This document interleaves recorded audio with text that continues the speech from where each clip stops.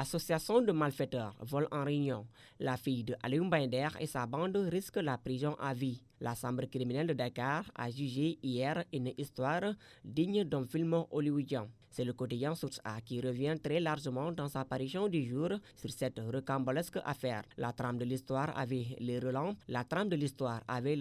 d'un film d'action dont les acteurs étaient Ayan Deyimbaye, Amadou Sow, Ablaye Dione, Ibrahima Ngone, Ahmed Bangoura et Fodé Diakhaté. Ces derniers, poursuivis pour association de malfaiteurs, vol en réunion avec usage de véhicules, d'armes et de violence ayant entraîné une incapacité temporaire de travail de 7 jours au préjudice de Mohamedou Moustapha Diagne, ont été appelés hier à la chambre criminelle de Dakar. Cette affaire, qui s'est déroulée au courant de l'année 2019, avait fait le tour des médias car l'interpellant la fille du célèbre chanteur Alioune Binder, Ayan Deyimbaye, a été désignée comme la commanditaire de l'agression du commerçant Mohamedou Moustapha Diagne, alias Selfie. En effet, il ressort de l'enquête menée par les éléments de la section de recherche que Ayan Deyimbaye avait mûri un projet criminel d'agresser son ami Mohamedou Moustapha Diagne, qui avait toujours par désir, lui, de fortes sommes d'argent et de téléphones portables. Il s'en est alors ouvert à son petit ami Amadou Sow, qui a porté le projet. Celui-ci est allé voir Ahmed Bangoura, qui à son tour l'a mis en relation avec un certain Elage, sans autre précision. Ainsi a commencé le recrutement d'Elage, qui connaît les personnes réputées et des agresseurs à Grand Yoff, a engagé Ablaye Dione, Ibrahima Ngom et Fodé Diakhaté.